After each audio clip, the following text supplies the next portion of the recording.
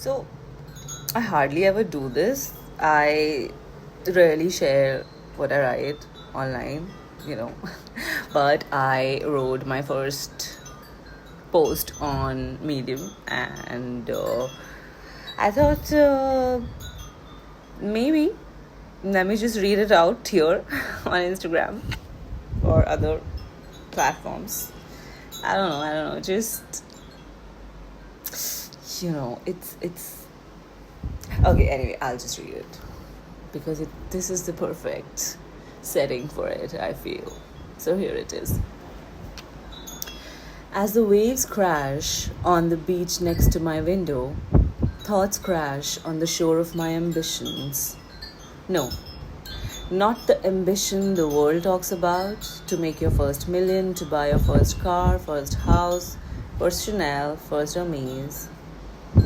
In the unending list of firsts that we chase, there is enough space for the firsts that are already a part of our lives.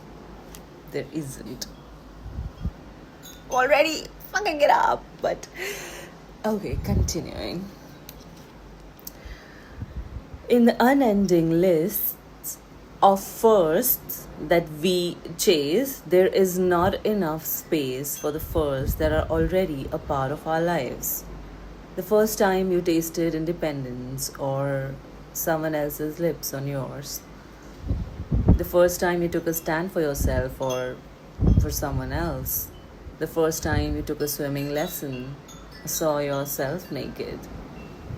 The first time you learned how to ride a bike, the first friend you made, the first colors you picked, the first letters you wrote, the first scrape on your knee, the first broken bone, the first pet, first heartbreak, first bank account, first song you obsessed about, first toy, first dress, first breath. This list is a long, unending odyssey as well. The only difference is one keeps you looking in the past and the other one on future. While the choice might seem pretty simple, choose the future. Always look ahead. I say the choice is not that simple. The choice is not made by you anyway. The future, with all its promise, still keeps you stuck. If not in the things that have happened, then in the things about to happen. That is a prison of its own and not very different from the prison of the past too. Past is not just the past. Past is the present as well. And past is going to be the future too. It is comforting to look back at things that has already happened. It's safe. The bad things can't hurt you anymore, and the good ones can be cherished again and again in your memory. If you face the past, that is. If you're looking at the future, however, a great unknown is waiting for you. You can't know if it will be safe or comforting. It is as daunting as Odysseus' final journey home. You won't make it if you won't surrender fully to the gods. But surrender you will not if you haven't faced the past.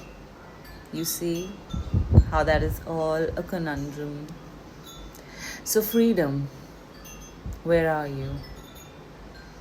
I have searched for you in the familiar, cozy lap of my past and in the enchanting, adventurous spirit of the future. But you were nowhere to be found. When I screamed to take my first breath, you were not there. When I rebelled to walk a path of my choosing, you were not there. When I leapt blindfolded in the embrace of an unfamiliar future, you were not there either.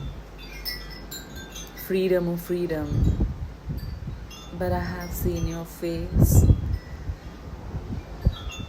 When I cried myself to numbness all those nights, I saw a glimpse of you. When I burnt my bridges to victory, I found myself at your feet. when I sat perfectly still without even drawing a breath. I looked up and there you were, smiling at me. But then I had to breathe again and think again and shift my gaze from a past to a future, from amongst many pasts and many futures, and I lost you somewhere in between. So, my ambition is to live with that freedom that demands for me to die. Impossible as it may seem, but I found a way which sometimes take me to her, to freedom. And I'll just float on the waves of time, waiting for her to smile at me again in the moments of deaths and rebirths.